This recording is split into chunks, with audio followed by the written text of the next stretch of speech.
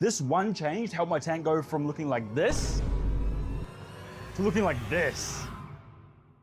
If you want to find out the secret as to how I did that, then keep watching this video. What's up, fish freaks? It's N8 from N8 Aquatics, and welcome back to the channel. Today we're going to be reviewing the Hygger light that I got delivered to me recently from Hygger. Shout out to them for sending me the light for free. And we're going to be seeing how it's affected my tank. If you guys watched the Hygger light unboxing video I posted a while ago, it'll be here on the screen, then you'll know that I've been using it instead of my older eBay light for a while now, and the results have been insane. Basically, the eBay light has only around 20 watts and was quite weak. The amount of LEDs that it has as well was also a lot less than the amount of LEDs this Hygger light has, and therefore this Hygger light has blown it completely out of the tank. For starters, I was able to add a lot of plants that previously I wasn't able to add. Things like Aerios, things like swords, and even any kind of red plant. These plants all require a high amount of light, and my small little eBay light just couldn't cut the mustard. All I was really growing was a lot of algae and not much else. And that's where I made the switch to the Hygger light, which since making the switch, I've seen a lot of growth and a lot of improvements in all of my plants. Now, this isn't to say necessarily that it's because it's a Hygger light. Any light that has a higher wattage and higher lumens or LEDs probably would have done better than the light that I got from eBay. It just so happens that Hygger was gracious enough to send me this light, and it's worked wonders for my tank.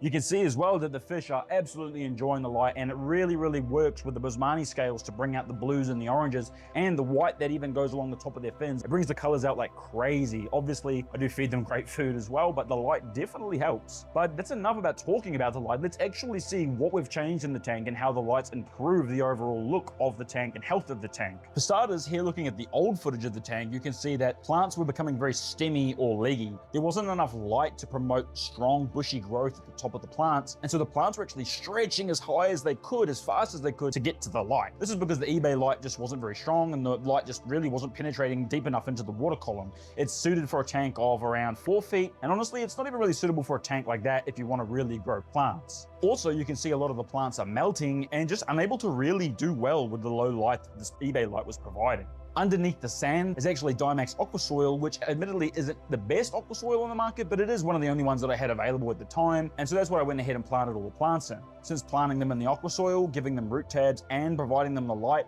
it seems like they've really enjoyed it, but the light is definitely what's made the most difference.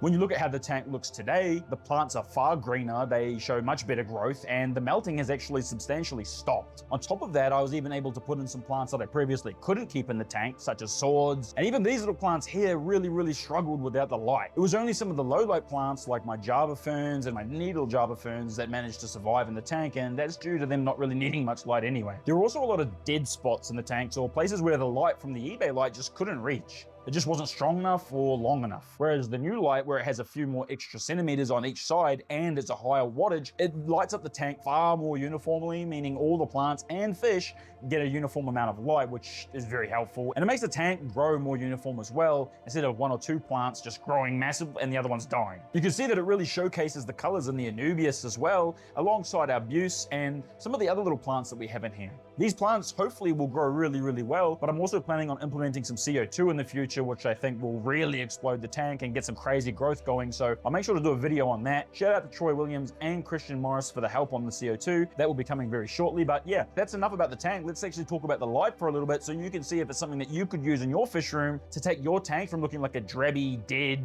bioscape into looking like a lush, vibrant, tropical rainforest. This is showing the time. It's not actually 10 p.m. It's actually like 10 a.m. There's a setting icon here that you can use to change many of the different settings, such as a built-in timer with dimming controls, so that you can simulate sunrise and sunset, which can definitely help reduce stress on your fish and make it easier for you to turn the light on and off. And to talk about the LEDs themselves, it's got full spectrum LEDs, which means better plant growth and way more vibrant fish colors straight away, which is awesome. You can actually see the reds, greens, and blues really popping compared to a basic light. And when I got this light out the box, there was absolutely nothing wrong with any LEDs. There was no blown bulbs or anything like that. Everything is perfect. Yeah, it's just a really solid light. You can see that the LEDs are really bright, and the adjustable features make it really handy. Brightness is fully adjustable too, so whether you're running low light plants or something more demanding, you've definitely got control over the brightness. You can see it going up and down here. And if you were more technologically inclined, I'm sure you could set this light up exactly to how you need it for your aquarium.